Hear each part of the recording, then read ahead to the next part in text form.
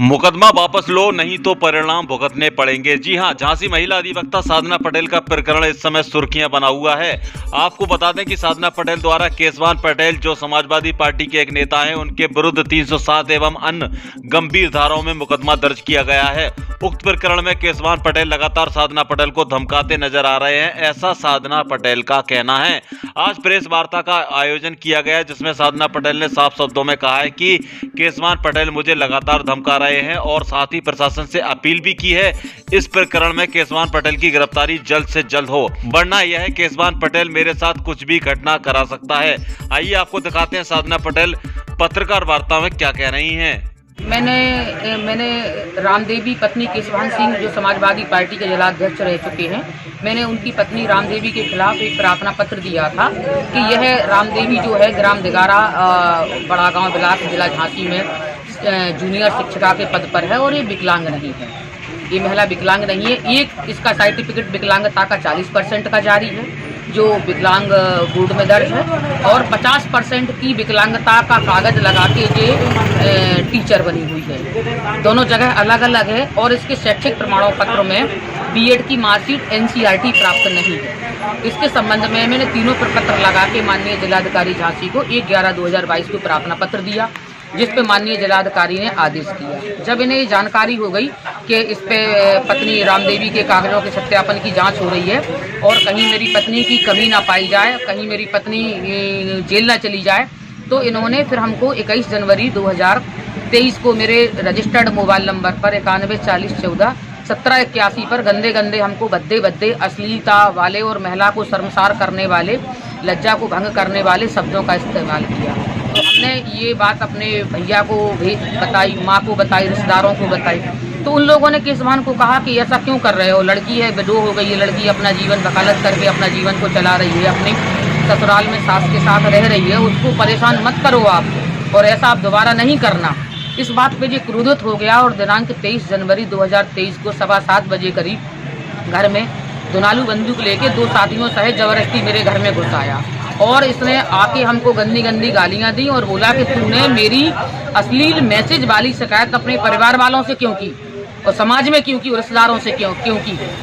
तो इस बात पर इसने कहा कि अब जो है ना मैं तेरा मुंह काला करता हूं और तुझे मैं इतना अपमानित करूंगा कि तू समाज में कहीं मुंह दिखाने लायक नहीं रहेगी। और इसने शर्मसार करने वाली जो महिलाओं से संबंधित एवं अपराधों से संबंधित जो कृत्य है वो इसने सारा कृत्य किया, जो मैं आपके टीवी चैनल पर नहीं बता सकती हूँ। मैंने प्रार्थना पत्र में सारा लिखा हुआ है और कप्तान साहब को दिया है प्रार्थना पत्र, वरिष्ठ पुलिस अधीक्षक को दिया है, जिलाधिकारी झांसी को दिया है, सब जगह मैंने प्रार्थना पत्र पे ये सारे कथन लिखे। तो प्रार्थना पत्र जो आपने दिया उस पर क्या कार्रवाई हुई? सर मैंने जो प्रार्थना पत्र दिया है तो उसमें 2 महीने के बाद 4 तारीख को सर मुझे कॉपी मिली है FIR की, मतलब जनवरी से 23 जनवरी की। किन धाराओं में FIR जो मेरी सर अभी हुई है प्रथम दृष्टया वो 452 है, 307 है, 354 का है, 504 है, 506 है और 427 है सर। तो ये जो धाराएं हैं तो इन धाराओं में उसके खिलाफ FIR दर्ज हो गई है सर। लेकिन ये व्यक्ति जो है वो समाजवादी पार्टी का एक बड़े नेता का ये शिष्य है जो समाजवादी पार्टी का है, और ये केशवान पटेल जो है ना वो समाजवादी पार्टी का पूर्व जिलाध्यक्ष भी है और सांसद प्रतिनिधि भी रह चुका है और समाजवादी पार्टी का जिले का एक गद्दावर नेता है। तो इस कार्रवाई से संतुष्ट नहीं है? नहीं, इसकी गिरफ्तारी अभी FIR तो 2 महीने के मेरे अथक प्रयास के बाद, 2 महीने मैंने अथक प्रयास किया, इसके बाद मेरी FIR तो लिखी गई है। लेकिन सर 4 तारीख को सुबह मुझे जानकारी हुई कि मेरी FIR प्रार्थना पत्र वरिष्ठ पुलिस अधीक्षक झांसी महोदय के आदेशानुसार मेरी FIR दर्ज हो चुकी है। तो थोड़ी राहत की सांस तो ले रही हूँ मैं सर, लेकिन ये जो है जो बराबर मुझे धमका रहा है, बराबर मुझे प्रेशर में लेने की कोशिश कर रहा है, बराबर मुकदमा को वापस लेने के लिए जो दबाव बनवा रहा है रिश्तेदारों से, नातेदारों से और अपने गुंडों से, जो कचहरी में भी कुछ लोग आ जाते हैं।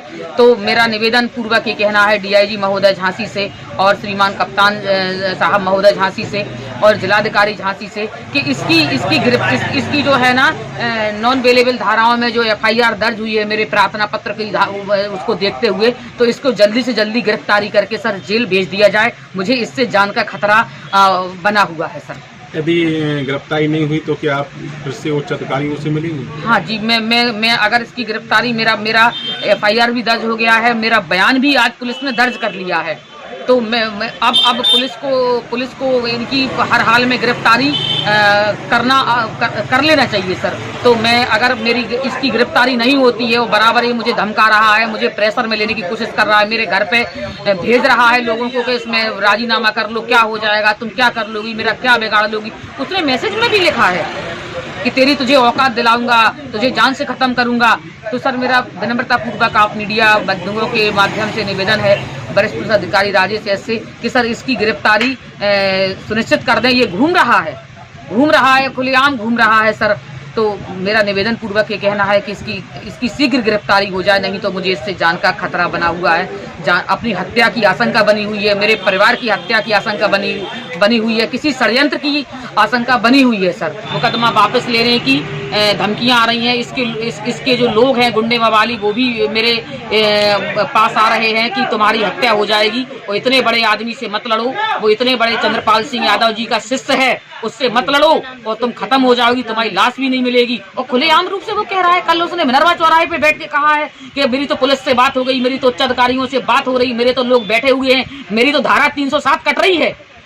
उसने ये स्पष्ट कहा, मेरी इस बात पे गवाही है मेरे पास, जिसने सुना है मौके पर हम उसको भी उपस्थित कर देंगे। इसने ये कहा है कि मेरी तो 307 धारा कट रही है, मेरी उच्च अधिकारियों से बात हो गई है, मेरी सबसे बात होगी प्रेस महकमे में कि 307 धारा काटी जाएगी। 307 धारा तुम कितना गवाए ये लड़की दे ले और कुछ कर ले, मेरे तो पैसे में बहुत रसूख है, मेरे पास बहुत पैसा है, मेरी पुलिस से बात हो गई है, 307 धारा आरोप पत्र में नहीं आएगी। देखना, इसने ऐसा कहा है इसने मिनरवा चौराहे पे बैठ के। तो मेरा पुलिस से करबद्ध निवेदन है कि इसने जो मेरे ऊपर जान से मारने का दुनाली बंदूक चलाई है और मुझे जान से खत्म करने के उद्देश्य से चलाई है, तो मेरा निवेदन है उच्च अधिकारियों से कि जो प्रॉपर धारा है 307 उसको ना काटा जाए और प्रार्थिया को न्याय से वंचित ना किया जाए सर।